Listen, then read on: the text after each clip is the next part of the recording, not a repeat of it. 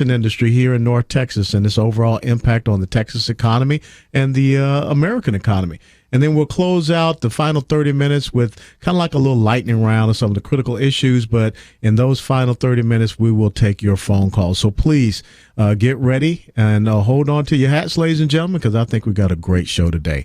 And we're going to start off with Dr. David A. Grantham, Ph.D. He is a senior fellow at the National Center for Policy Analysis. He's an expert in U.S. national security issues and Latin American and Middle Eastern politics and the economy. Dr. Grantham's work has been featured in the Journal of Transatlantic Studies, History Compass, Town Hall, and the Daily Caller, among others. And he is also a graduate of the University of Texas Arabic Summer Language Institute. I guess you only did that during the summer, not spring and fall and winter, but that's okay. Prior to his work at NCPA, Dr. Grantham served in the United States Air Force as a special agent with the Air Force Office of Special Investigations. And while on active duty, Dr. Grantham conducted and managed criminal, counterintelligence, and counterterrorism investigations and operations both stateside and abroad. Dr. Grantham oversaw investigations as an operations officer at Ellsworth Air Force Base in South Dakota and led operations to prevent foreign exploitation of military technology as Chief of Research and Technology Protection in Arlington, Texas. He deployed to Afghanistan and Camp Bucca, Iraq, 2006, Baghdad, Iraq, 2008, in support of the OSI counterintelligence operations. His Ph.D. is in history from Texas Christian University. He is a Horned Frog, and a Master of Science in International Relations from Troy University. He earned his Bachelor of Arts in History from the University of South Florida in 2004. David, it's good to be with you. Thanks for having me. Well, I tell you what, it's just an impressive background. And, of course, the great thing is that not only did you serve here with the OSI, but you deployed. And, you know, a lot of the great things that you have seen on the ground is so important for us in the national research policy we do, national security research policy we do at the NCPA. But let's talk about something that has just completed, the National Defense Authorization Act for 2017. And, of course, the House has voted and it has passed. What were some of the points that you were happy to see with the National Defense Authorization from the House side? The Senate is still deliberating it. I think several points to be made with the NDA, but going back to our national security petition that we have here at the NCPA, one of the main areas is attempting to build an efficient military that's also cost effective. Mm-hmm. And I think Chairman Mac Thornberry did a nice job of trying to deliver that type of military. Several issues within that, one of them being the broad concept of nation building and dedicating forces and money to rebuilding nations, and money ended up being wasted. For example, in Iraq, I believe there was $9 billion that's gone unaccounted for.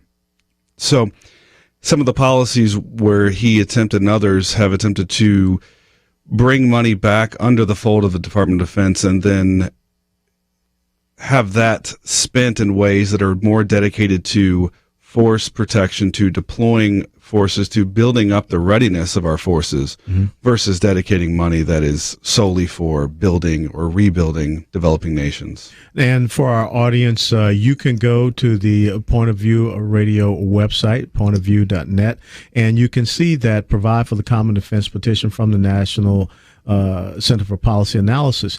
And it has 5 basic points. We talk about building a military, a credible deterrent force for the 21st century. Something that is near and dear to our hearts, we discussed, reducing the Department of Defense bureaucracy, but also transforming our warfighting strategies. But another thing that I think is so important, and you know, you being in the Air Force, this is near and dear. How do we do better in reforming our acquisition systems and our procurement of weapons? Absolutely. It's been well documented, the money that is spent, the cost overruns, as they call them in the government, mm-hmm. where, for example, the Joint Strike Fighter, it's the 5th generation aircraft. It can do everything short of making coffee, but that's the F-35? That's the F-35 right. Joint Strike Fighter. However, this thing has gone over budget. It is something like 10 years past due of when it was intended to be finished. And the acquisition process has become not only cumbersome but dangerous, mm-hmm. because the cost and the length of time that the military can't get their desired technology. And So the NDAA has, the National Defense Authorization Act has implemented some things towards that end, and then a separate bill, which was introduced in the House recently, attempts to address the very specific issue of the acquisition process and attempting to hold the military accountable for any mistakes or cost overruns that they incur. And one point in particular within the bill that is interesting, and you and I have talked about, is the fact that the career track is no longer going to be, according to the bill, would no longer be an acquisition officer versus now, or the proposal would be an officer would serve, or some military would serve in a acquisition position, work with contractors for a set amount of time, and then go single back. Tracking. Exactly. Yeah, that was one of the things we saw in the Army in my career, was that they went from having a dual track, where my basic branch was artillery. You can go and work in acquisition for 2 or 3 years or 4 years, but you would still come back to artillery. And of course, you may have to deal with some of the stuff that you were pushing through the acquisition system. Of course, now they have changed that to just a single track, where you have people that go into an acquisition corps, and their emphasis seems to be more with the contractors and getting, systems pushed through. Now, what is, we got about 1 minute and 20 seconds. What are one of the key things? What's one key thing we can do, in your estimation, to help to reform this acquisition process? I think the one thing that we need to do is there needs to be both a cost-benefit analysis of every aircraft, and there has to be some sort of accountability for both the government and the contractor. Mm-hmm. There must be something in place, whatever those solutions look like, whether it's some sort of insurance plan or something that requires both to be held accountable for cost overruns, because the taxpayer at this point, we're the ones that pay that. Mm-hmm. So there has to be something in place that deters that, both on the government and the contract side. And I think another critical thing to dovetail with that, once you set the requirements should be set. Absolutely. You cannot come back and keep adjusting requirements, which is one of the critical things that we see. And I think that those requirements should be pushed up from the bottom to the top, not from the top down. Because so often what we see in the military is being told, you need to buy this based upon, the member of Congress or whatever that has a defense contracting industry in their district. So we got to switch that around. Ladies and gentlemen, we're going to take a short break, our first break, but we're going to come back with Dr. David Grantham, United States Air Force retired. We're going to talk more about the Defense Authorization Act and get into electromagnetic pulse.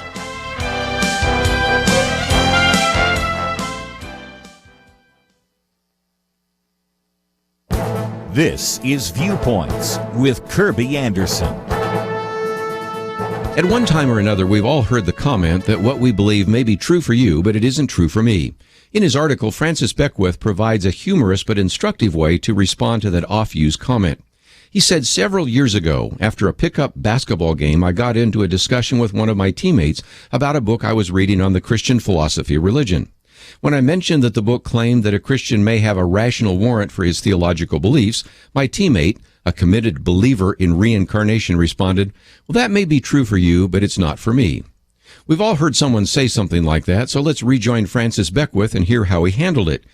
I said, well, puzzled by your response, is it true for both of us or just true for you that it may be true for me, but is not true for you?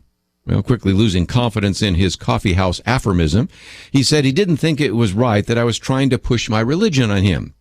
I, of course, was suggesting that he was trying to push his religion, in particular his religious epistemology, on me.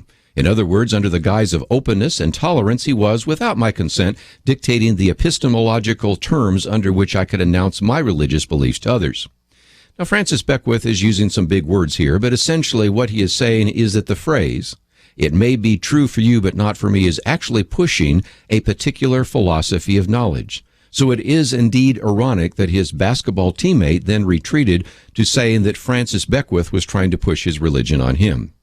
Without realizing it, his teammate was more dogmatic than he ever realized. I think he ended up learning some philosophy and apologetics on the basketball court. I'm Kirby Anderson, and that's my point of view.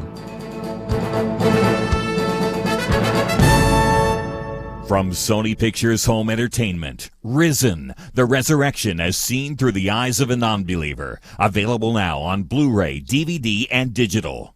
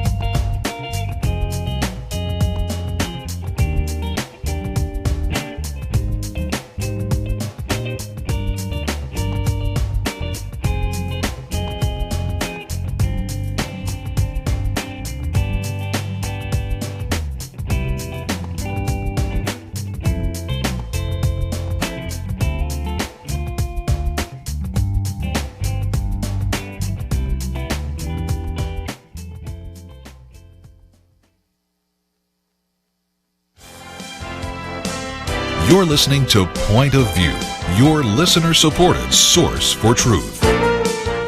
Lieutenant Colonel retired Alan West, Executive Director and Vice Chairman of the Board for National Center for Policy Analysis, guest hosting Point of View Radio. Our dear friend Kirby Anderson is globetrotting over in Greece right now. Kirby, make sure that you don't too heavily invest in the Greek drachma while you're over there. We're here talking with Dr. David Grantham, former captain in the United States Air Force, Senior Fellow at the NCPA, about national security and the recent passing of the National Defense Authorization Act for fiscal year 2017 in the House of Representatives, still yet to be passed in the Senate. We have a Provide for the Common Defense petition now that is linked to the Point of View website, so please take a look at that and sign on to it, because it is so important that we understand the most important responsibility of the federal government is to provide for the common defense. David, we had we were talking about the points, and there were a couple other points. We were finished up talking about acquisition, but one of the other things that is a big, I think, cost eater for the Department of Defense is the bureaucracy thereof. Not just the civilian bureaucracy, but a very top-heavy force structure as far as, generals and admirals. I always kid my Navy brethren that we have more admirals in the Navy than we do have ships now. How do you feel about reducing that DoD bureaucracy, and what did you see in this NDAA that was recently passed?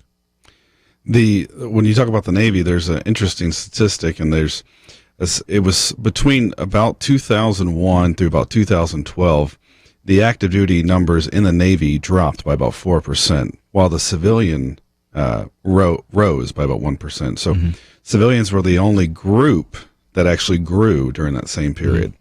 And I find reforming or reducing the bureaucracy to be perhaps one of the most important, if not the most important, because really the issues come down to money and saving money.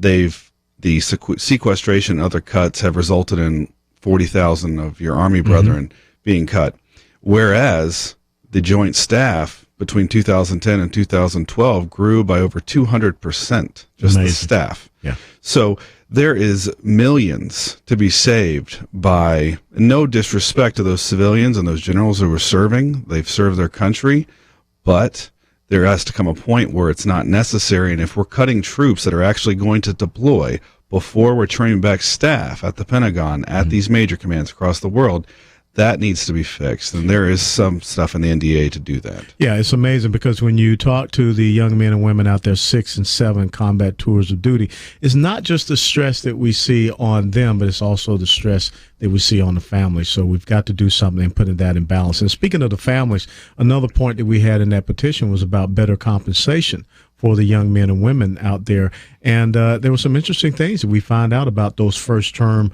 soldier, sailor, airmen, and Marines that come in and raise their right hand. You want to share that with us? The audience would probably be surprised to know that there's military on food stamps. That's a fact that is not well known. That should shock us in and of itself. The military should not be compensated at a level that requires them to use food stamps to feed their family. And, it's unconscionable to me, because right now, if you want to talk about an interesting policy juxtaposition, we have people that are out there, fast food workers, McDonald's workers, talking about a $15 minimum wage. I mean, if you were to do the calculation of the minimum wage or per hour of a young soldier, sailor, airman, Marine, I think it would really shock people. And then, of course, we're not telling them they can't enter in with families, and it's unconscionable to me that I think it was about 2 years ago, about 84 million, as you just said, of food stamps were used in defense commissaries. Yeah, it's unsettling to say the least. Yeah. And on top of that, you have families that are having to move frequently. So oftentimes spouses, whether it be a husband or a wife, they have a hard time keeping and maintaining jobs because they have to move. Yeah. And therefore their resume doesn't lend itself to as an attractive employee to a potential employer. Let's transition to recently you went down to Austin, Texas, and participated in a forum about electromagnetic pulse, EMP. Now, a lot of people say this is Star Wars type stuff, Colonel and David, but think about this. In the recent national security strategy document of the Iranians, when it was translated, EMP was mentioned some 22 times, if I'm correct. Yes. Now, what folks don't realize is here in Texas, we're on our own separate electric grid as opposed to the East Coast and West Coast grid. What would be some of the major consequences and ramifications from a national security perspective of an EMP attack here in the great state of Texas? So to shorten or to simplify the EMP threat, for those of the audience that are unaware of the impact or the effect of an EMP, it is an electromagnetic pulse that would physically damage any electric nodes within the grid, cell phones, computers, anything that has an electrical base. It would literally fry it. Mm-hmm. Texas has its own grid, as you mentioned, opposed to a whole eastern coast and a western coast. And when we look at Texas, one of the major consequences involves national defense. 11% of our active duty military who are stationed in the United States are stationed in Texas. Mm-hmm. Fort Hood, where you have served, one of the largest, if not the largest, Army base in the world. They deploy the most forces of any base in the world. They are considered by the Army, if the military still uses this term, because they seem to change terms every few days, they're considered a power projection platform. Mm-hmm. And those power projection platforms, that simply means if they go away, the U.S. Army, the U.S. military has to completely rethink their strategy because they're so dependent on these. It's incredible. Now, also, when you think about this electromagnetic pulse, you know, Texas, a lot of people boast, is the 12th largest economy in the world. You know, the deployment ports, and there are other defense contractors that are here. I mean, there will be ramifications against, you know, those seaports of debarkation or embarkation. Embarkation. Yeah, yeah. No, there's several consequences, both short-term and long-term. The short-term being what we've discussed. The military, if the grid is down, the military can't react. They can't, for example, the B-1s in Dyess Air Force Base out in Abilene, Texas, they are the most prized, the most used long-range bomber in the U.S. military. They're only here in Texas and in South Dakota. Now, quickly, what can we do to, you know, here in Texas, if there's any place? I mean, there's a lot of Texas pride here. I'm honored to be here since January last year. What can they do in the state of Texas? I mean, who are the leading state legislators championing this issue?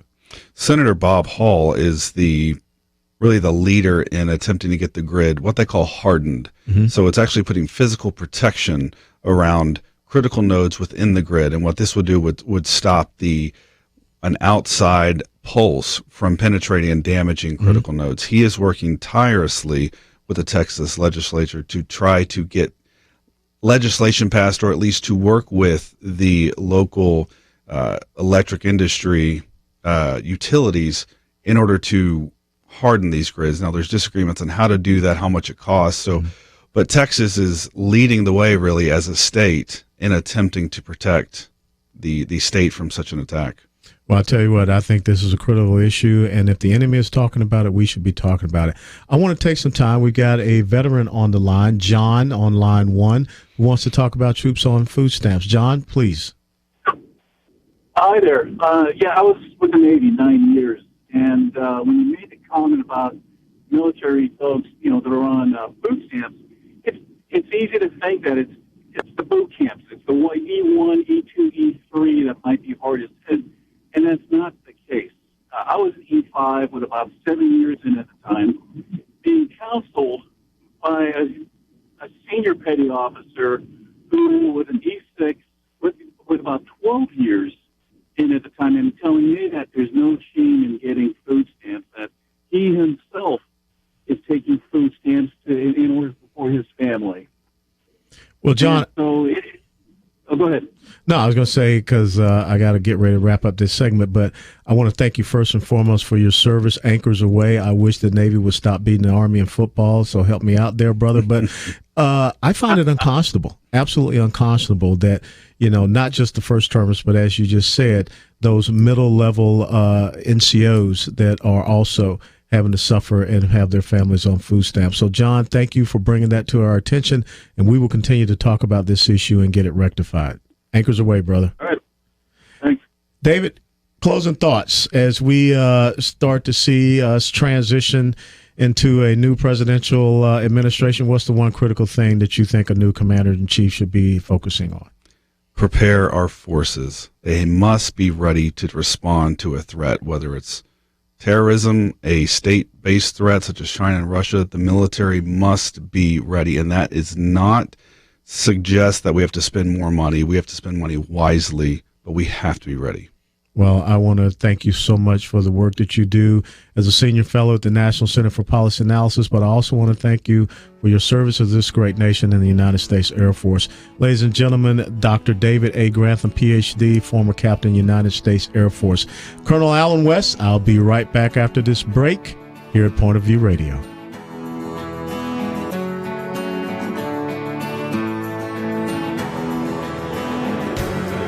From Sony Pictures Home Entertainment comes Risen on digital and Blu-ray. The biblical story of the resurrection as told through the eyes of a non-believer. The body has vanished. His tomb is empty.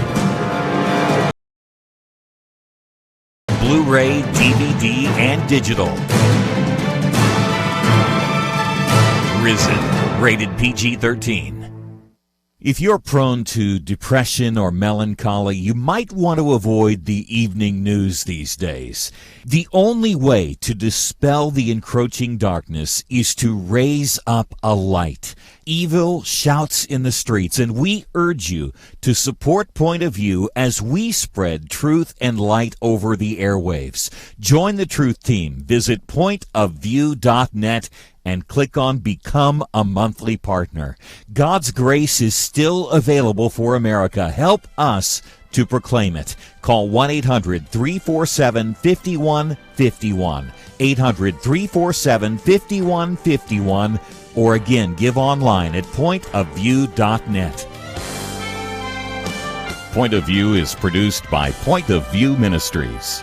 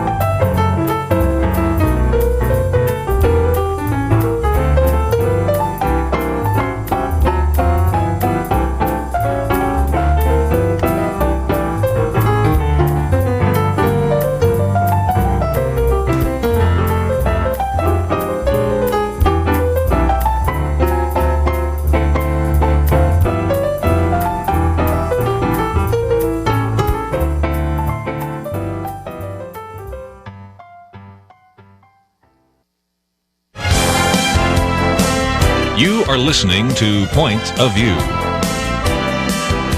The opinions expressed on Point of View do not necessarily reflect the views of the management or staff of this station. And now, here again, your guest host for Point of View. Welcome back on the backside of the first hour of Point of View Radio. Today, Lieutenant Colonel retired Alan West, the Executive Director, National Center for Policy Analysis. We just spent the first half hour of the show talking to Dr. David A. Grantham, who's a Senior Fellow at NCPA, about national security. And now we're going to talk about another issue that is very near and dear to every American, is your health care. And we're joined by Dr. Devon Herrick, Ph.D., preeminent expert on 21st century medicine, including the evolution of internet-based medicine, consumer-driven healthcare, and key changes in the global health market. He was among the first health policy analysts to identify and publish in-depth policy reports on consumerism in healthcare, including medical tourism, telemedicine, retail clinics, concierge medical practices, cosmetic medicine, shopping for drugs, strategies, and value-based health plan design. He has researched personal technology and medical apps that empowers patients to better manage their medical needs. Dr. Herrick's expertise includes a variety of critical healthcare issues such as health insurance and the uninsured, patient empowerment, and trends in federal and state health policy reform. He has conducted about 100 cutting-edge research projects for the National Center for Policy Analysis. And Dr. Herrick received a Master's of Public Affairs and Ph.D. in Political Economy from the University of Texas in Dallas. And Dr. Herrick's dissertation research examined patient empowerment through empirical analysis of the Internet and disease advocacy. He also holds advanced degrees in business and finance. Devon, it's good to see you again here at Point of View Radio. Well, thanks for having me. I got to tell you, since the last time we were here and talking about health policy, there have been some pretty interesting turn of events, let's put it that way. We've seen the largest health insurer all of a sudden make a very big decision, United Healthcare. Would you like to share that with the audience?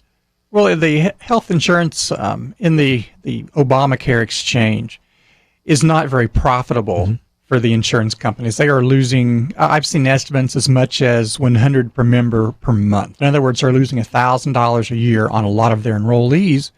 And as any smart business would say, it's like, wait a minute, we can't raise rates enough to attract people that are willing to pay and are healthy enough to be good risk. So United Health Group and probably several others is deciding just to bail out of the exchanges next year. Now, it's interesting you say bail out of the exchanges, because one of the things in the original legislation, now law, is Nancy Pelosi said we have to pass the bill in order to find out what's in it.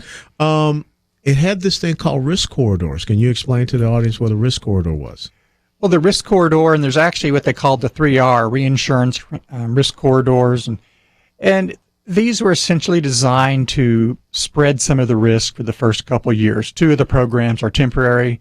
There was one reinsurance I think was longer term, if I'm not mistaken. Well, every insurance company was losing money. There was no money to be shared, no profit to be shared. There was just losses. And so it turns out that that this was going to cost taxpayers billions of dollars. Taxpayer bailout. Oh, yeah, it would have been a taxpayer bailout. Well, so what the Department of Health and Human Services did was they divvied up roughly 13% of what the insurance companies thought they were owed, but they got 13%, 13 cents on the dollar, because everyone was losing 83 cents on the dollar. There was really nothing to share. And it just is a very poorly designed program, and as a result, it's not profitable for any of the insurance companies who participate, and it's not affordable for the enrollees who participate. Now, that's the key thing. Let's talk about this other issue, because we are now in year 7, I would say, of the Affordable Care Act. We are still seeing those insurance premiums rising on Americans, which is something that supposedly you were supposed to see an overall savings. Am I correct? Oh, we were told that every family would save something like $2,500. Well, I think not only did we not save $2,500, I think a lot of families are seeing their premiums rise by $2,500 over the baseline in a struggling economy. Oh, absolutely. The premise of the Affordable Care Act was to overcharge most people, so a small segment could get a cross subsidy. The problem with that is people are being overcharged, especially young people. Well, they feel bulletproof. They feel healthy. They know they're getting ripped off. And of course, if you know that you're being overcharged, you tend to shun that service or that product, and they're doing it in droves. Even though there is the punitive individual mandate tax out there that, of course, we were told is just a fine, but then all of a sudden the Supreme Court comes back and gives this incredible taxation of power and authority to the Congress. So now we're taxing people to modify behavior, it would seem. Well, yeah, it is a tax, but the secret is that the IRS cannot really force you to pay it. They can't put you in jail if you refuse. They cannot put a lien on your house or garnish your wage. Well, okay, yeah. And really, in fact, about 80% of those who have not complied are getting a waiver. And as anybody who would, who's rational would say, well, let me see, I can game the system, so why should I play fair? Yeah. And a lot of people are not, they're gaming the system because they feel like they're being compelled to buy something that has little value to them. Now, another thing that we were talking about before we went on air was a recent ruling about some of the subsidies being illegal. Well, there were two types of subsidies for those whose incomes are too low to afford health coverage in the exchange. There are premium subsidies, and those were, I guess, correctly written so that they are being appropriated by Congress. Then there is the cost-sharing subsidies. That's extra money to help people who below 250% of the poverty level have money to cover their deductibles and their cost-sharing. Well, the people writing the bills, the congressional staffer who wrote the Affordable Care Act, roughly 6 years ago now, well, they neglected to include any provisions for an appropriation. And of course, the bill was hurriedly passed. It was actually the Senate took over the bill. Well, actually, the House took over the Senate bill and quickly passed it because Senator Kennedy had died, and the Senate no longer had a majority enough to protect any new bill or vote on any new bill. So they essentially passed a flawed bill. They knew it was flawed, but that's all they had. So they passed a flawed bill, and lo and behold, they hadn't bothered to appropriate or have provisions to appropriate cost-sharing subsidies. So the administration just paid it anyway. Well, a federal court in the District of Columbia just said, no, that you really can't do that. That's not legal under the Constitution. Well, and also it seemed that as they were going along, the amendments to anything had to come from, the legislative branch. But it seems that the Obama administration was amending the Affordable Care Act as they went along by the president's pen and phone, I guess. Well, and just this morning I was reading that some of the higher level IRS commissioners actually suspected that the cost-sharing subsidies were illegal, and they raised objections, and they were told, no, we're, here's the proof, but don't take any notes in this meeting, and we want the memo back before you leave. Incredible. Now, and just, ladies and gentlemen, again, a little civics lesson. If you have not heard about the origination clause, any revenue-generating measure, piece of legislation, has to come from the House, not from the Senate. And, of course, as we go back, once the Supreme Court ruled that the individual mandate was a tax, that meant that the Senate actually generated a revenue generating measure, piece of legislation, which is against the Constitution. Just a little thing that you have learned in Constitutional Studies 101 from the good Colonel. Now, let's talk about real quick before we close out this segment. This thing just seems to be a big Medicaid expansion. Oh, absolutely. Half of the people that are newly covered under the Affordable Care Act are, in fact, enrolled in Medicaid. And as I've testified before state commissions and state legislatures and talked to state officials and think tanks from states, and just explained the cost are, the benefits are front-loaded. The cost will come later.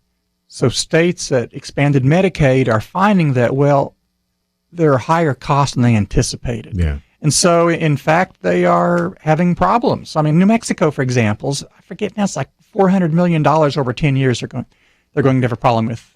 And it's the old bait and switch. The federal government came down and said, hey, we'll take care of this thing in the first couple of years, but, then it's going to get picked up by, the states later on. And I know Texas gets a really bad eye because they refuse to take a part of it, but, in the long run, it may be better for the economy that they didn't. Well, I did some research and looked at some surveys on which states expanded and which didn't. What are some of the characteristics?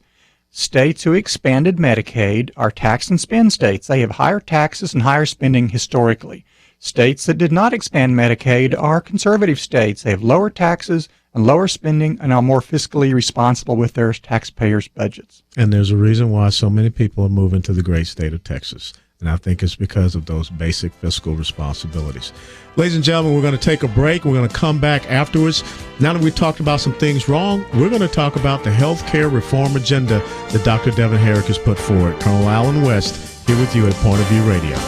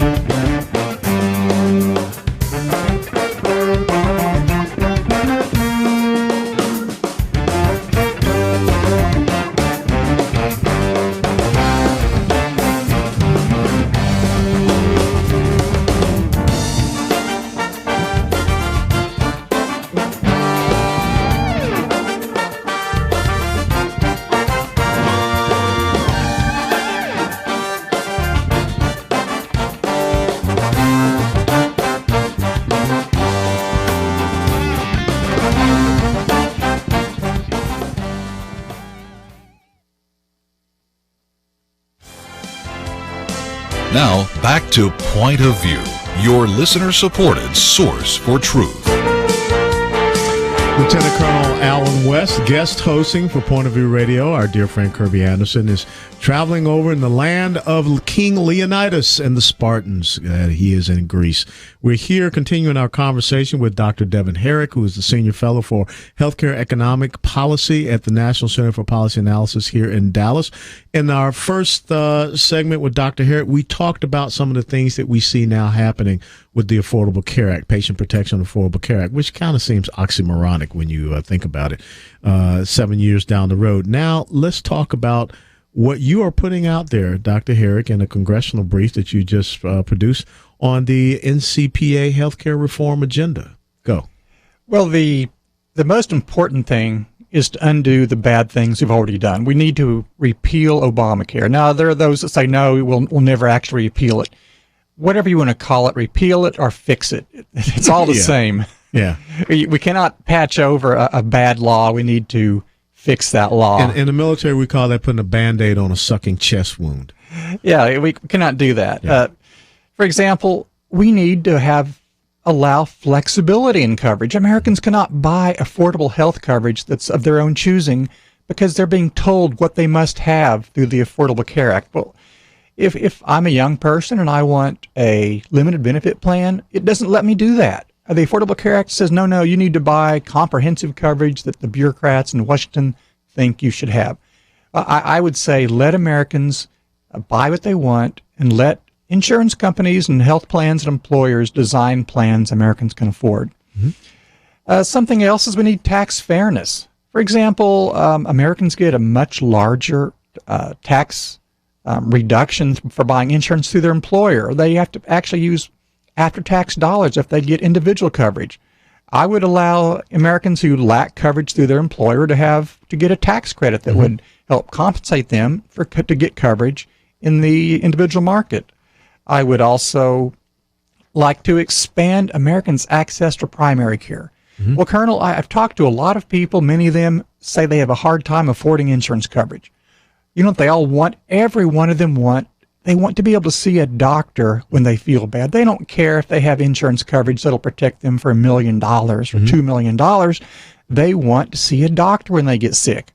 Well, a more affordable health plan would allow that, and we could further help Americans be able to see a doctor by expanding, Americans' access by letting maybe nurse practitioners or streamlining the process for foreign medical graduates to practice in the U.S. There are a lot of doctors abroad who are highly trained, have very expensive educations, but they can't really come here easily. They can't practice here because of really bureaucratic regulations. Just tell them to go to Mexico and walk across the border and they're here. Well, they can come here. They just can't practice here. But we also need to expand price transparency. A lot of Americans are complaining about they go to a doctor, maybe the doctor sends them to the hospital for a procedure. They get numerous bills from people that they've never met, and these bills are expensive.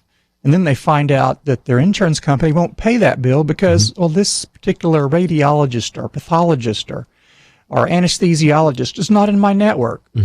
But yet, under most state laws, you are liable for those bills simply because you signed a piece of paper when you first went into the hospital that said, I'll pay all bills. Well, what we think at the NCPA is that there needs to be a meeting of the minds. I don't want to tell doctors what to charge. I want doctors to tell their patients how much they are going to charge. Open transparency. Absolutely. We need to reform the way medicine is practiced. A lot of states will not let a nurse practitioner treat patients, even to the extent that they have the skill to do so. There are also regulations against talking to your doctor on the phone, or maybe I should say talking to a doctor on the phone who you have not met previous.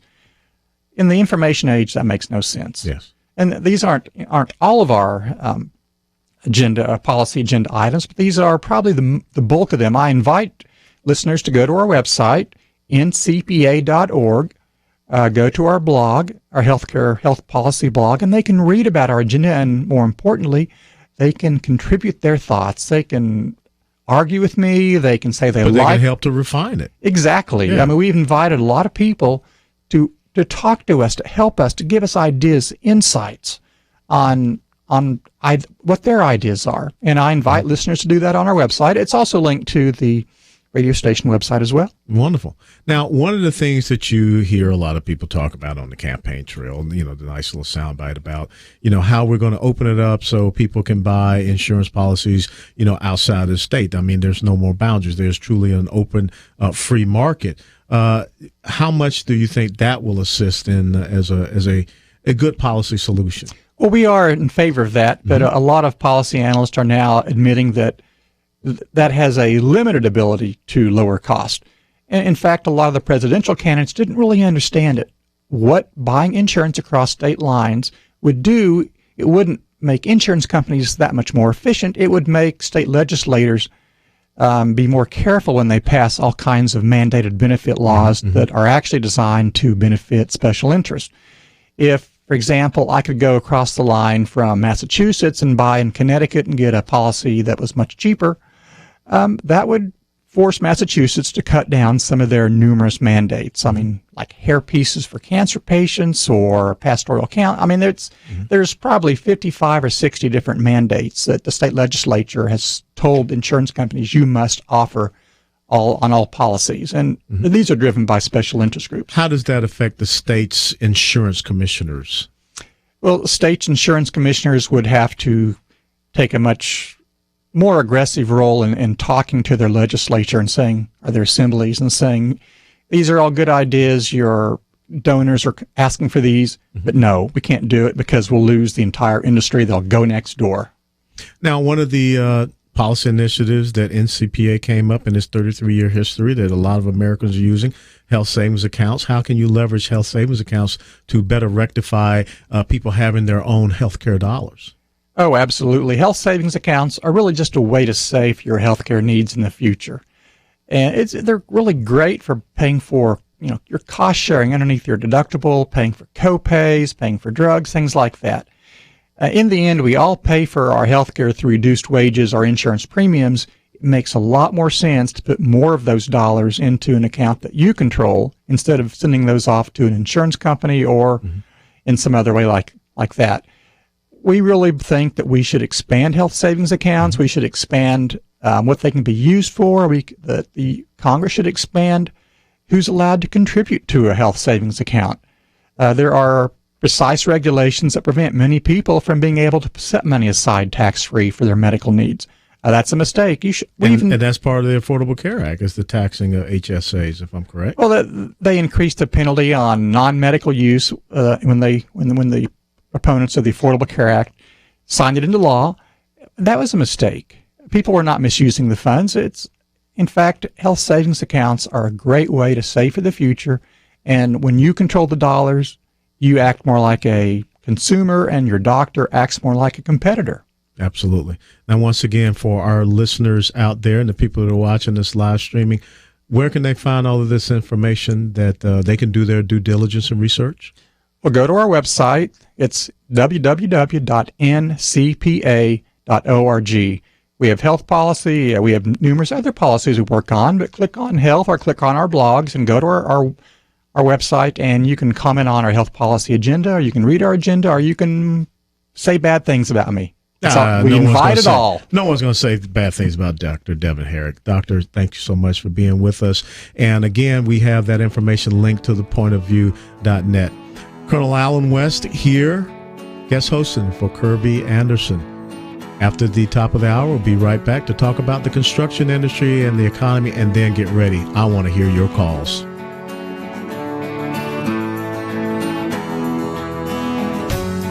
Does point of view make any difference? I think Dr. Eric Walsh would say it does. Dr. Walsh was fired from his job as district health director for the state of Georgia, not because of anything he did or failed to do on the job, but because of sermons he preached in his local church. What does that have to do with point of view? Jeremy Dice of First Liberty is representing Dr. Walsh in his effort to correct this apparent injustice. And Jeremy Dice became an attorney specializing in defending religious liberty greatly because of what he learned listening to Point of View Radio as a child. That is the kind of difference you make when you support the Truth Team, but we can't make that difference without your help. Become a partner today in this important mission of speaking the truth in love. Click on Join the Truth Team at pointofview.net. Choose your giving level, stretch a bit. Please do it today. Pointofview.net or call 800-347-5151. Pointofview.net and 800-347-5151. Point of View will continue after this.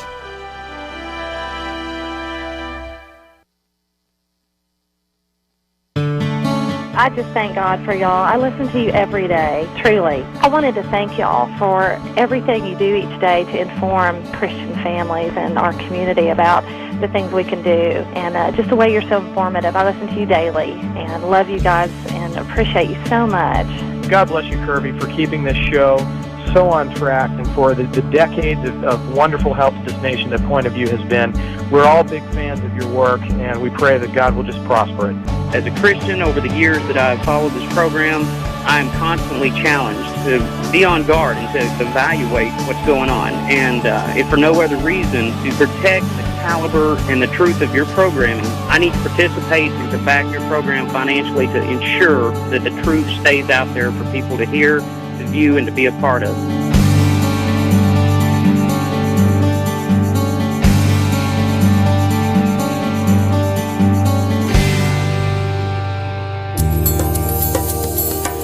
This is Point of View Radio.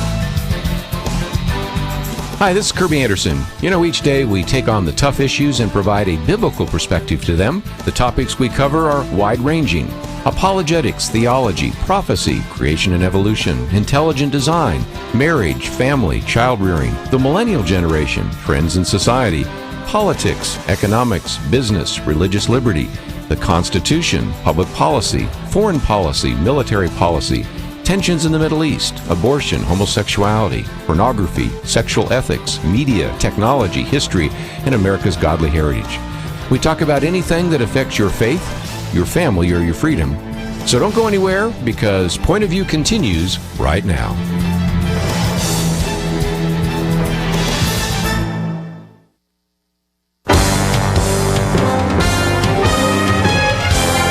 Across America, live.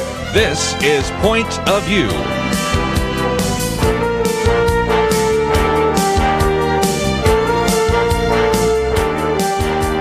And now, your guest host for Point of View.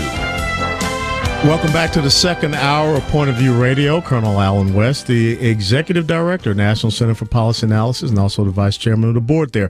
800-351-1212, 800-351-1212. Start getting ready to dial in, because in the second part of this final hour, we're going to be taking your calls and hearing your thoughts, perspectives, and insights. You know, recently I had the opportunity to speak here in Dallas, Texas, to TEXO, which is the construction association here for North and East Texas. And I met an incredible young lady who is the president and CEO of that organization. And we recently just penned a joint op-ed opinion editorial piece that was in townhall.com that talked about economic growth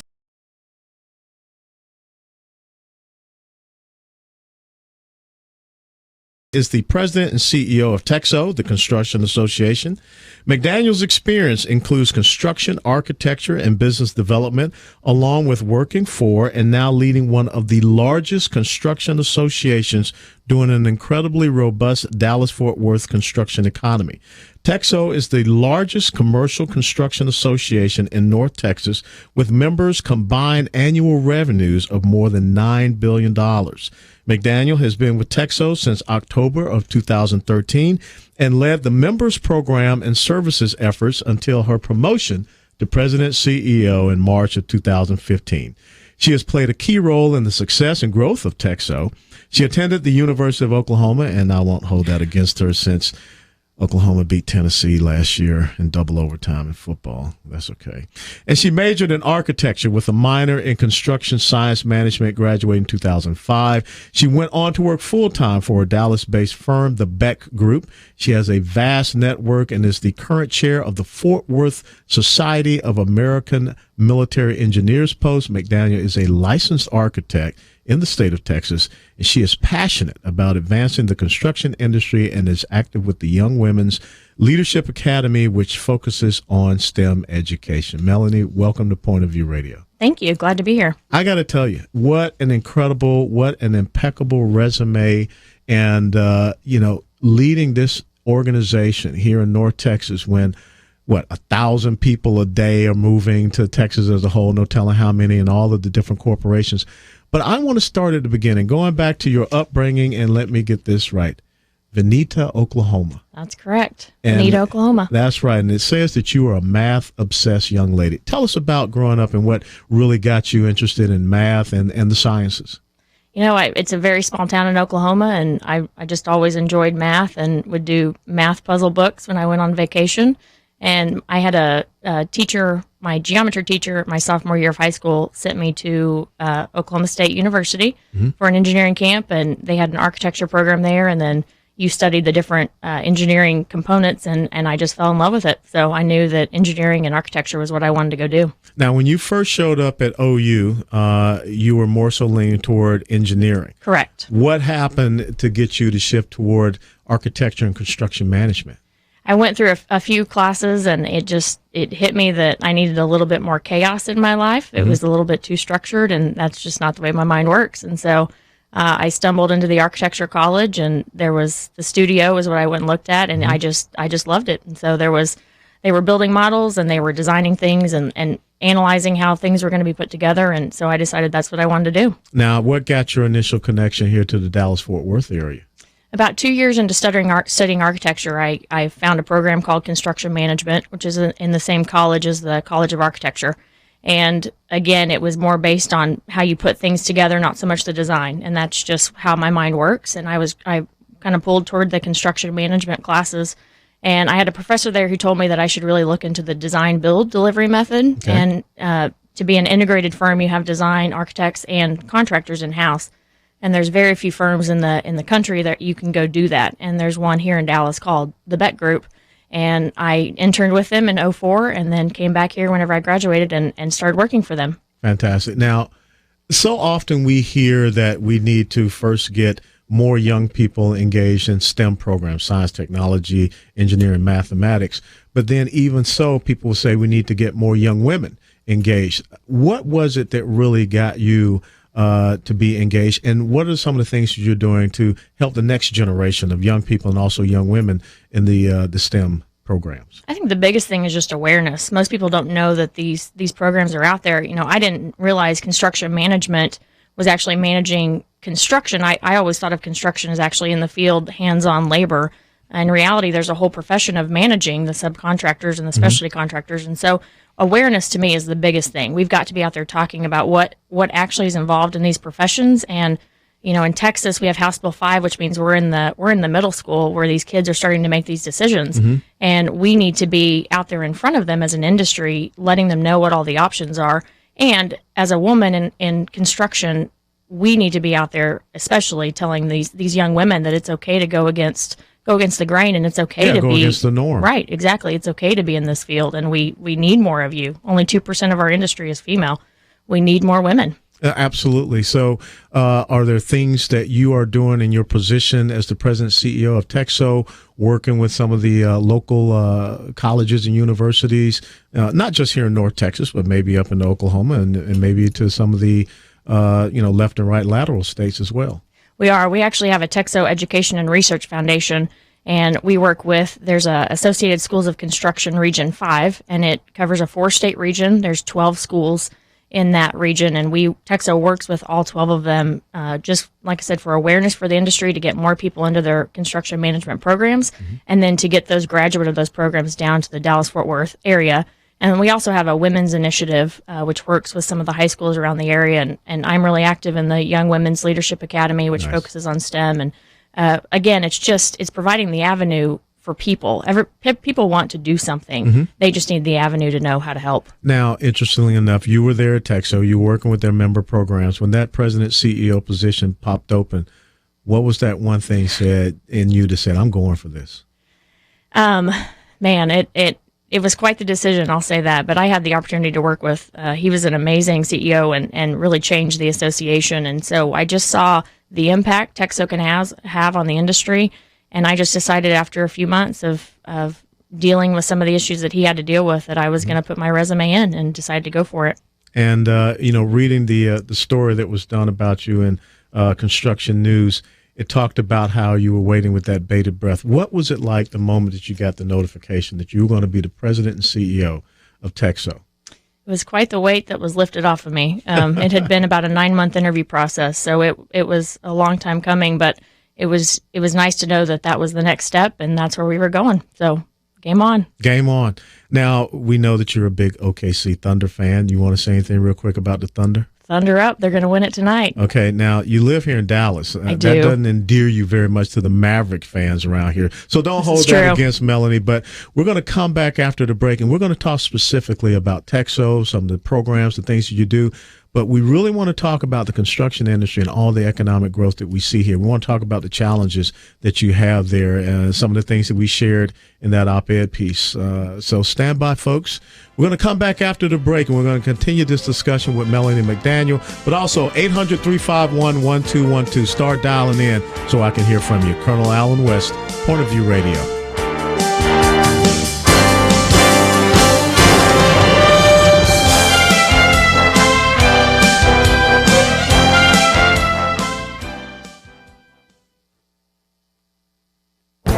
This is Viewpoints with Kirby Anderson.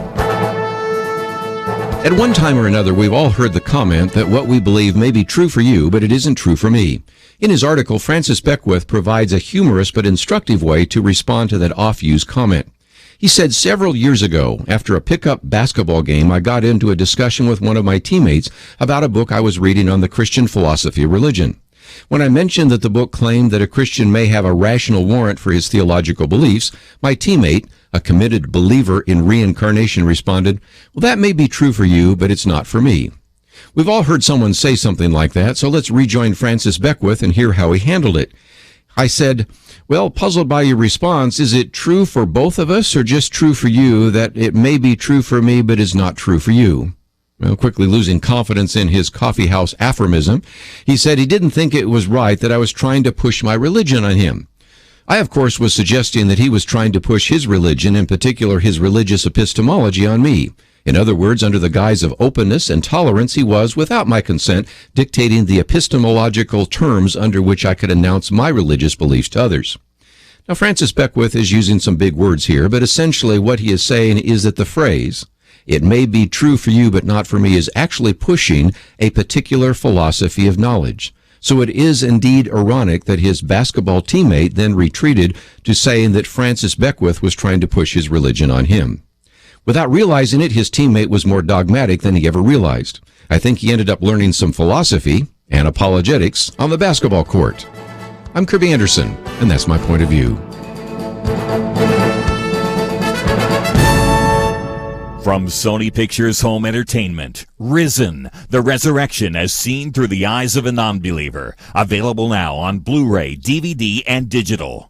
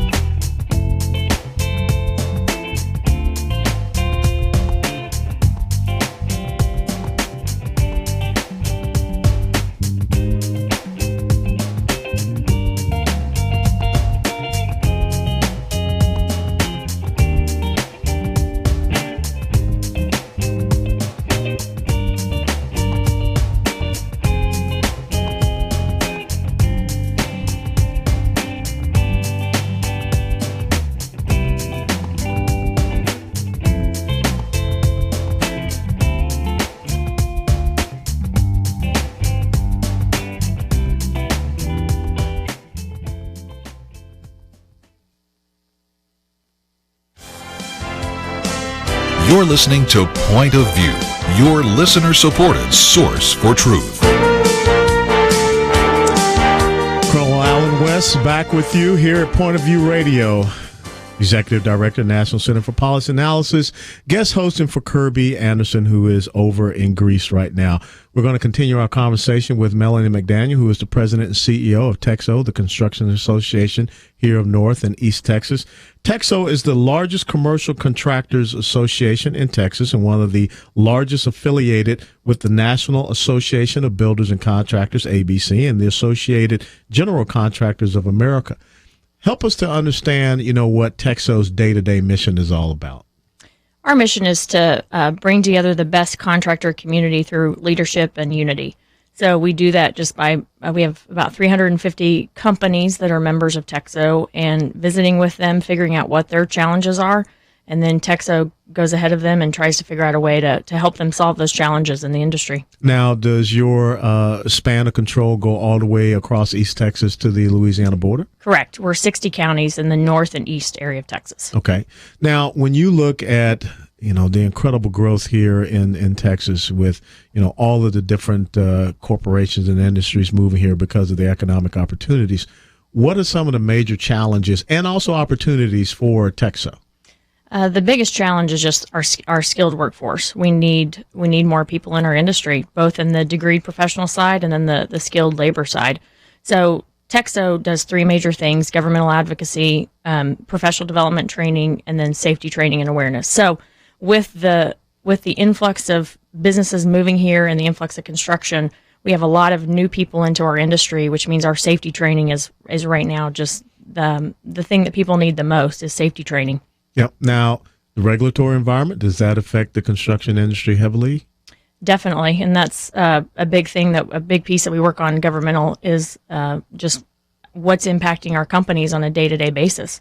Now, do you find that, state or federal government, do they, solicit your input before they start to issue some of these regulations that affect you and kind of have you chasing your tail lots of times? They do. Being part of two of the two largest national construction associations in the country helps, because there's a lot of knowledge that comes with ABC and AGC with those logos. Mm-hmm. So TEXO being a combined chapter of those two, we kind of have two large forces behind us, and we're very active in the Texas legislature and then also on the national level and the local level as well. Now let's come back to the challenge you mentioned about skilled labor workforce. How can we do better? I grew up, I'm a little bit older than you, but I grew up in a time when we actually were teaching things, like wood shop or, other aspects, automobile mechanic and whatever in high schools. And when you start to look at some of these skilled position, welders and things like that, when I was back a member of Congress in Florida, we found that some of these industries are dying out and they're not being replenished. So what is your recommendation, what we can do for, developing this next generation skilled workforce? Yeah, I think the average age of a plumber in DFW is 55 right now. So it is definitely a dying workforce that we've got to... Wait, now I'm 55. Not dying, not dying. Okay, so don't say... How about aging? Will that work? Acceptable. So we've got to get into the high schools like we talked about earlier and let them know construction has a bad perception. And we've got to first off change that perception out there. It can be a very lucrative industry. And when you graduate from high school, you can go work for a specialty contractor who will send you through apprenticeship school, and you can be making $40,000 right after you graduate high school. A lot of people don't know that. Well, and see, the thing that's amazing to me is that it would seem that there are a push through government that is counterproductive to what you just said, that will say to some people, to basically stay at home or to stay in McDonald's and, we will give you $15 minimum wage instead of investing truly in development of these next generation young people and skills that will enable us to be able to continue on with this construction boom and the compensation that you have there. I remember reading about in the Bakken oil fields up in the Dakotas, the incredible, high 5-figure incomes that young people coming out of high school can have. So how do we get into the high schools and we start to develop a new type of curriculum that, gets people to understand productive skills and whatever, and apprenticeships? TEXO has a workforce development committee that is very active with, currently we're working with about 10 high schools in the DFW area just for that very reason. So our members, like I mentioned before, they want to do something. So TEXO is acting as that hub. So the volunteers come in, we train them on how to go to work with 8th graders and then the high school programs. And there are a lot of high schools out there that want these programs, but the industry has to back them. They need industry support. And so that's what TEXO is trying to do, is go bridge the gap between the industry and those high schools to get more people. Now, is the, here in Dallas, Texas, is the DISD or the Fort Worth ISD cooperative with you all in these endeavors? They are. Fort Worth ISD actually has the STEM programs through those schools, and I believe DISD also has some. And the technical piece of high school is actually coming back. So we're finding that they're actually having workshops, and there's construction technical education centers popping up all over the area. So I think it's the trickle-down effect of you see all the cranes in the area, and there's a lot of talk about construction right now, which is trickling down to actually realizing we need to train these students with skills, because you can never take that away. If you can do something with your hands, that's a skill you have for life. Absolutely. And you would want to see, the young people here in the area be able to take part in this economic growth, this incredible boon. So we should be training them up so that they can be out there on those cranes and they can be down there. Now, talk to us about what, or really, on the commercial side, what are the top 2 or 3 projects that you all see going on right here in the Dallas-Fort Worth area? Well, by far the largest talked about area is the 121 corridor. There's a $5 billion mile right there that, Toyota, Liberty Mutual, Chase, there's just a ton of projects going on up there. So that by far, the north area is the most talked about area. And with that, the influx of population, So I guess, I know that some people say there's no such thing as trickle-down economics. Well, there actually is, because as these corporations are coming here, then there are other small businesses that grow, but then there are also residences, and not just the single-family home, but also something that you guys get involved with, from what I understand. Yes, there is a trickle-down effect, and it's, we have so many construction companies moving here just because the people who've been here for a long time, we can't keep up. People are turning down projects left and right, and then specialty contractors, there's just not enough of them to go around, and so there is a trickle-down effect, and it's going to keep going for quite a while, because some of these headquarters are just starting. They haven't even broken ground on a few of them. Now, when you talk about your membership, describe to us what your member profile is pretty much like. Man, we have a wide span of members. Our contractor members go from 500,000 in volume per year to 600 million here in the Metroplex. So, and our volume is based off of just here in DFW. So we have a wide breadth of members. How can you expand that? Awareness. Associations are nationwide or dying off, and it's sad, because when you think about it, association are the people who are out there fighting for the industry. And TEXO is very fortunate to have amazing construction companies that are members, and I think awareness of just what exactly the association does is how, once people hear our story, they sign up immediately. Is it a great benefit that Texas is a right-to-work state? Oh, it's huge. Yeah, the free enterprise down here is I think one reason why the economy is the way that it is. Wow. Well, I tell you what, as we close, what's a day in the life for the president and CEO, Meloni McDanie of TEXO? It's very busy. As contractors like to meet early, so it usually starts about 6:30, 7 a.m. And my goal is to meet with as many members as possible, because they're the industry, and they're going to tell me exactly what TEXO needs to go do. So it's just visiting with them, figuring out what they do, what the challenges they have, what they need, and then that's, I go back, I document it, and I go on long runs and try to think through strategy of what TEXO needs to go do to help our industry here in DFW. Do you ever get a chance to go out on some of the sites still? Because I remember reading about how that really is a passion of yours, how you would wake up early morning hours and go out for concrete pours. I love being out on site. I still to this day think if I could work out on the site, I'd be more productive than I am in an office. It's just, you're watching America get built out on the site, and it's never the same that it is on that day. And so I try to get out there at least once every 2 weeks to a site. It just reminds you of that's what you're fighting for, those workers. That's why we're here. In 20 seconds, what is the thing that drives you the most being the president and CEO of TEXO? Oh, we're impacting people's lives. I'm passionate about two things: people and construction, and I think I'm put here on this earth to impact as many lives as possible and make them better, however I can do that. So the Lord put me here for a reason, and that's what I'm going to go do.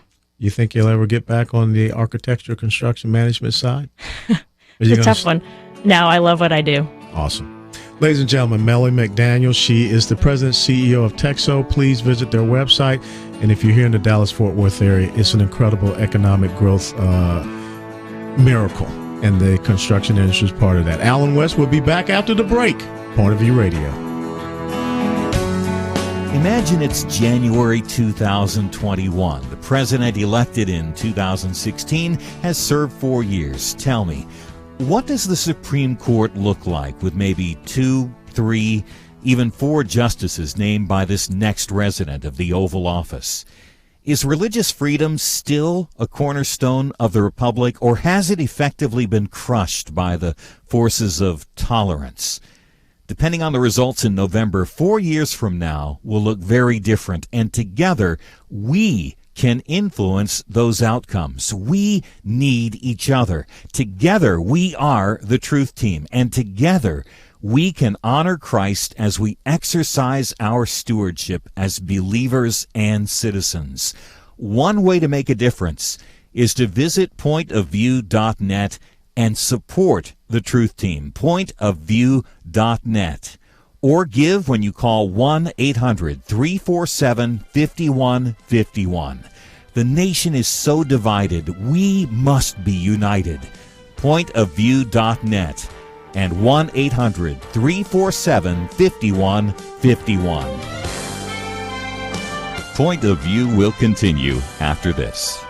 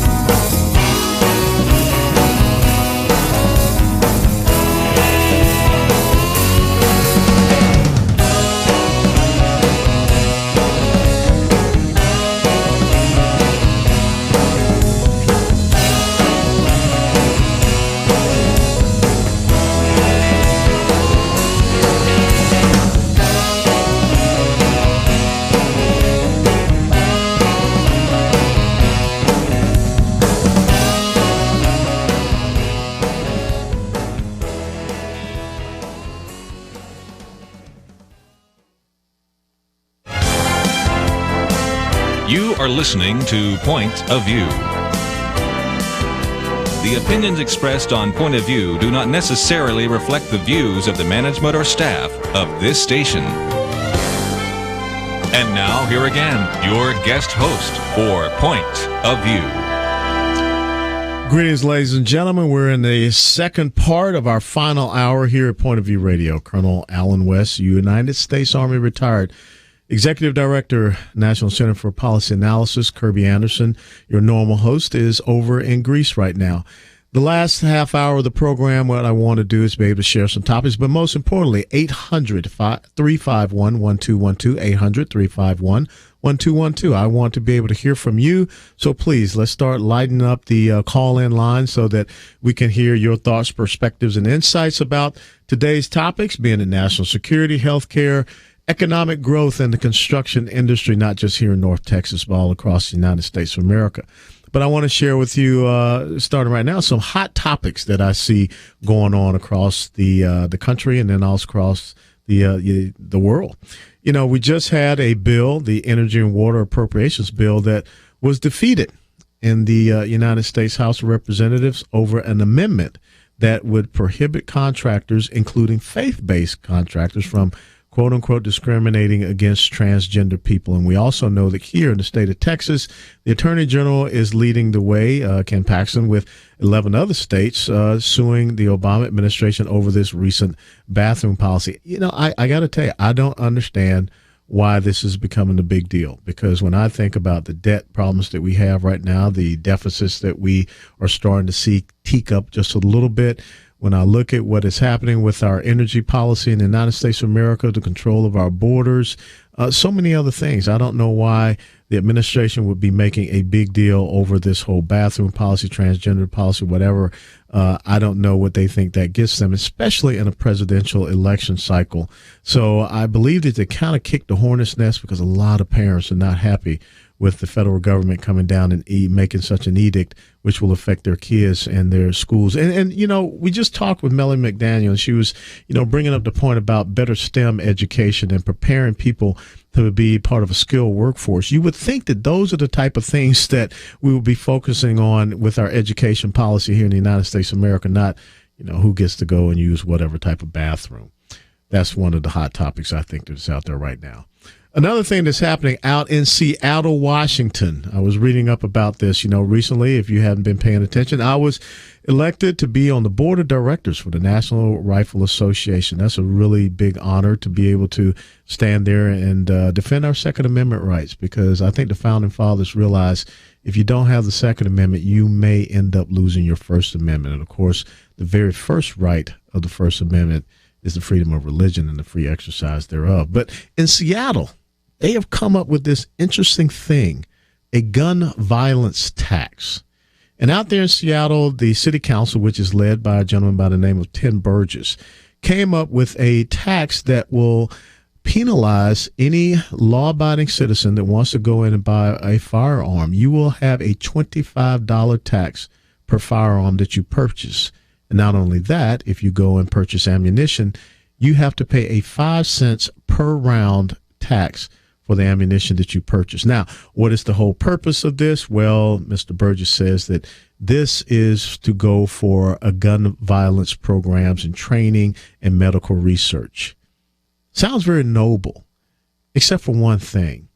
The Second Amendment very clearly says at the end, shall not be infringed. So, Mr. Burgess, if you really think that the American people and the people up there in Seattle are so dumb to not realize what you're actually trying to do there, and that is to discourage the purchase of firearms, this is what I don't understand. How can anyone, government, believe that they can use taxation as a punitive measure in order to alter or modify behavior? That's exactly what is happening here.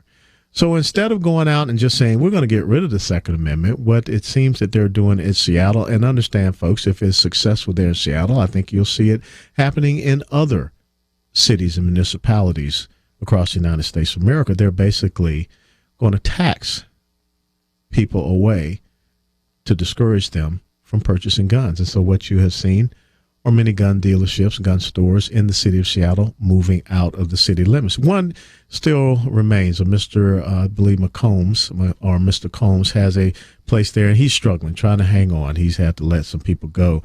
But he believes that he serves a vital purpose. So I think that one of the things we need to look at is this Seattle gun violence tax and understand that, there was a reason why that shot was fired that was heard around the world there at Lexington Green. Because those redcoats, they landed, they came up there, they're going to take away the guns from the folks in Massachusetts. Be very careful about this. And the real problem I see is that you cannot use taxation as a punitive measure or a means by which you want to alter or modify behavior or impose a certain ideological agenda. Early on with Dr. Devon Herrick, we talked about the individual mandate, which initially we were told was a fine, and it ends up becoming a tax. So again, it seems that the American people are suffering from taxation as a means by which some people, through their ideological agenda, seek to modify behavior. Seattle gun violence tax, pay attention, make sure it doesn't come to one of your municipalities. The other thing that has happened out there on the West Coast, 10 months ago, we heard about the murder of young Kate Steinle, who was out with her father walking there in San Francisco. The person that shot her was an illegal immigrant who had been deported some 5 times. Well, just yesterday, San Francisco decided they would renew their sanctuary city policy.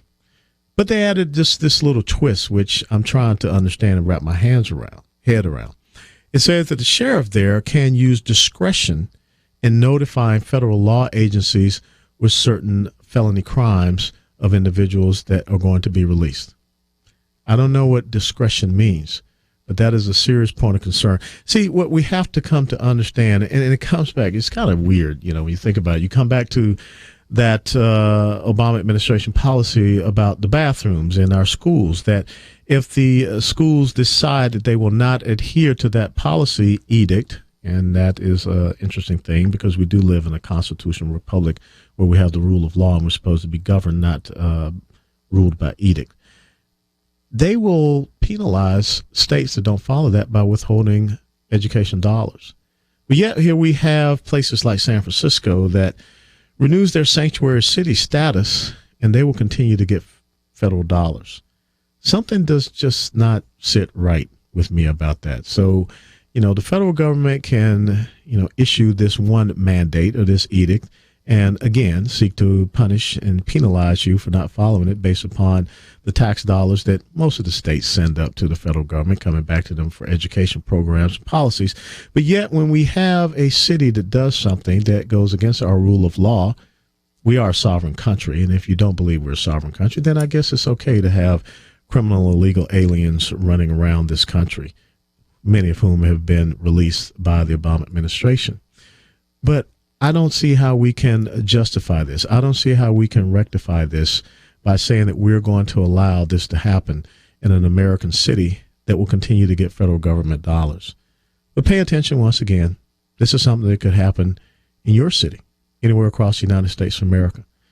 And to the parents of Kate Steinle, I just want to say I'm sorry because our country has let you down. Your daughter should not have died in vain.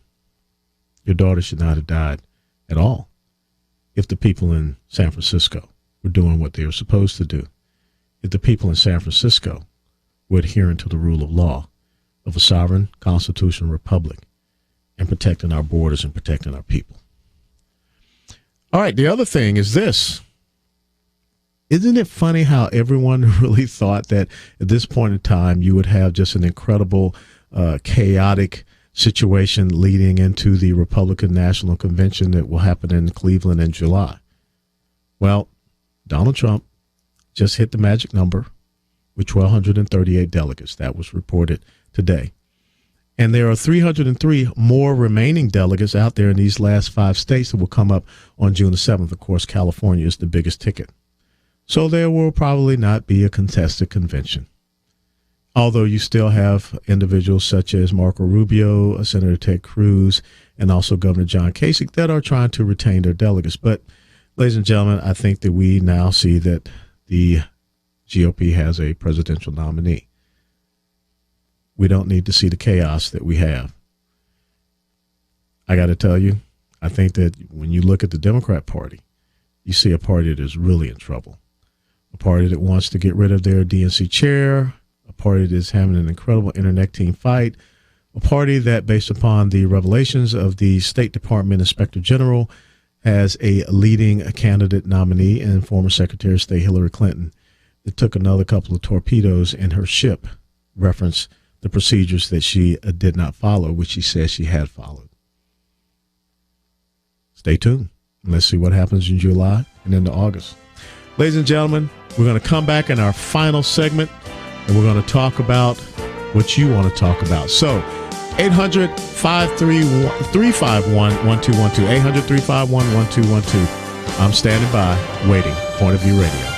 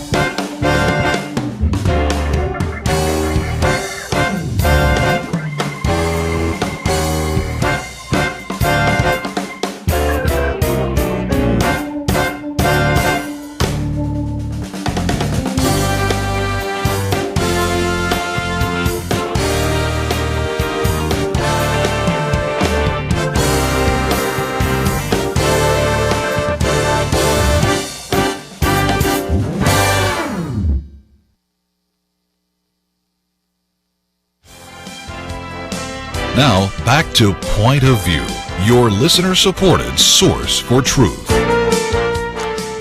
Our final 9 minutes here at Point of View Radio. Colonel Alan West guest hosting for Kirby here. I'm the Executive Director, National Center for Policy Analysis, and as promised, we're going right to the phones, 800-351-1212. We got Daniel in South Carolina, line 2. Hey, Colonel West, this is Daniel. You were talking about earlier the Seattle gun law, or the gun tax law. Didn't that kind of like what we got away from in from England when our country first started? Bingo. Bingo. You hit it. Absolutely.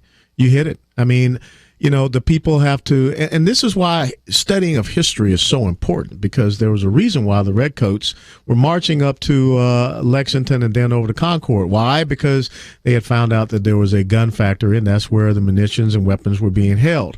And they were first engaged at Lexington Green. They, fought through that little skirmish, but they were severely engaged at Concord Bridge, and they were repulsed. And then on the way back, they suffered major casualties. But you're right; it's all about the suppression of the ability of the American people to carry and be armed, and that's why the founding fathers were very clear in putting that Second Amendment in there. And furthermore, it is about the onerous taxation that happens without representation. So you just got to ask yourself, who was speaking up for gun owners out there in Seattle before that city council?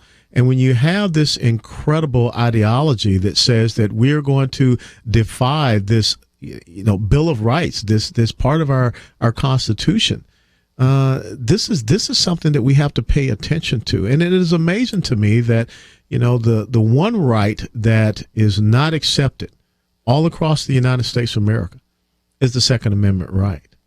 And this is something that the American people need to pay attention to, because this could be coming to a city near you.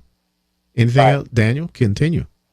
They talk about the concealed carry permit, but really, does it line up with the Constitution? Because doesn't the Constitution say that via Second Amendment, it's our right as Americans to carry? Uh-oh, did I lose you? I'm still here. Yeah. To carry, period. You don't have to have a permit via constitutional carry.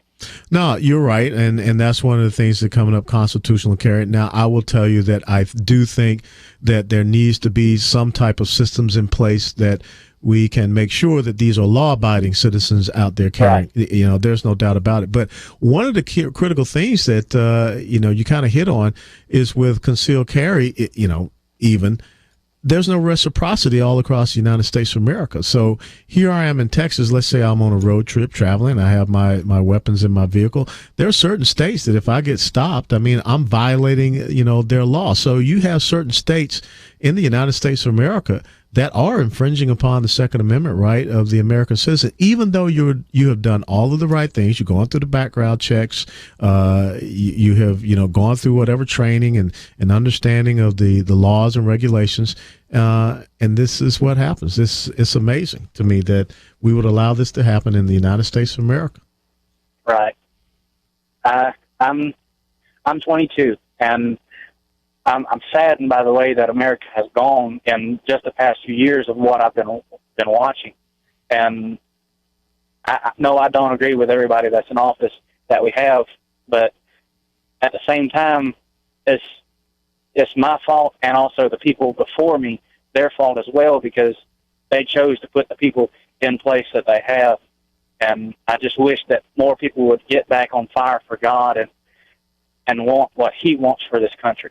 Well, Dan, you bring up a great point, and I'm very encouraged, listening to you as a 22-year-old young man. But, Benjamin Franklin, I believe, once said, sometimes we get the government that we want, other times we get the government that we deserve. And the people that are elected in this constitutional republic to go as our representatives are representative of who we are as American people. So I think first and foremost, we should look at ourselves and ask ourselves, are we truly, sending the people that represent us and represent our voice and are standing up for the Constitution and all of the parts and pieces thereof? So I think that there has to be an internal revolution here in the United States of America with ourselves, first and foremost, teaching civics and really understand the Constitution, going back and teaching the Federalist Papers, then go back and teach the Declaration of Independence and understand how those three fundamental founding documents are interwoven so that we're not falling, captive to the sound bites of politicians. Right. Well, Daniel, thank you so much. Now, I got to ask you this question since you're calling me from South Carolina. Yes, sir. Gamecocks or Tigers? Well, the funny thing is, I'm not really either. I'm not big into the sports. Man, let me tell you something. Now, I grew up in Georgia. Now, any good, respectable Southern man has to have a good college football team. Now, the next time you call in, I expect for you to declare your college football team.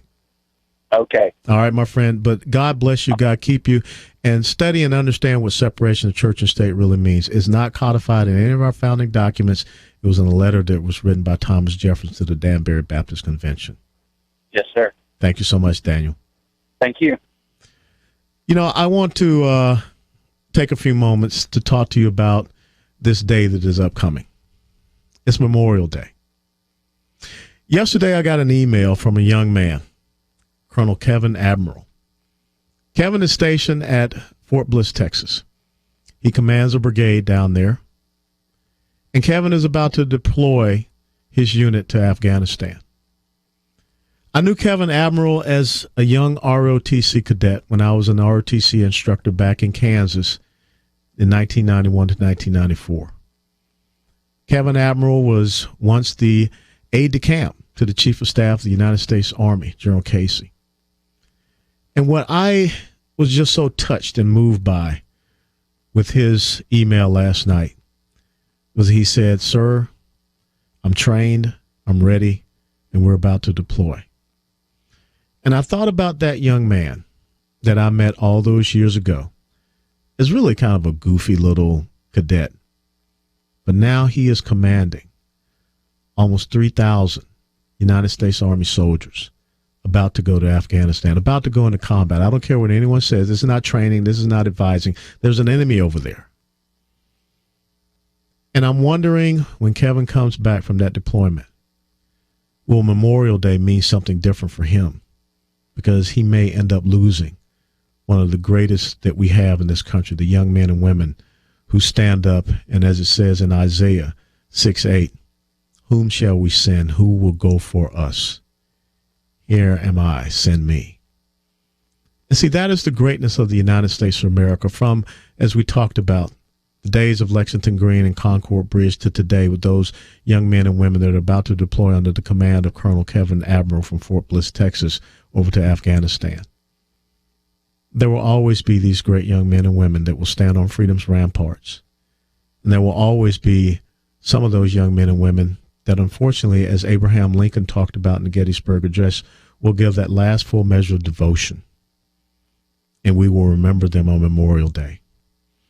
So on this Memorial Day, I don't want you to say Happy Memorial Day. I want you to say Honor Memorial Day.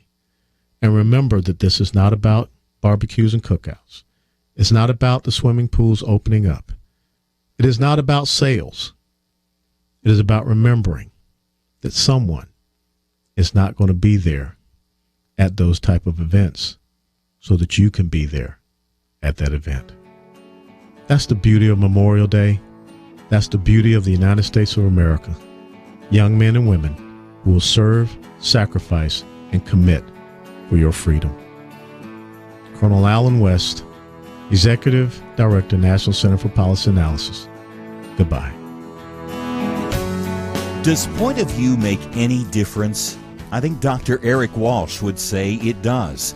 Dr. Walsh was fired from his job as District Health Director for the state of Georgia, not because of anything he did or failed to do on the job, but because of sermons he preached in his local church. What does that have to do with point of view? Jeremy Dice of First Liberty is representing Dr. Walsh in his effort to correct this apparent injustice. And Jeremy Dice became an attorney specializing in defending religious liberty greatly because of what he learned listening to Point of View Radio as a child. That is the kind of difference you make when you support the Truth Team, but we can't make that difference without your help. Become a partner today in this important mission of speaking the truth in love. Click on Join the Truth Team at pointofview.net. Choose your giving level, stretch a bit. Please do it today. Pointofview.net or call 800-347-5151. Pointofview.net and 800-347-5151. Point of View is produced by Point of View Ministries.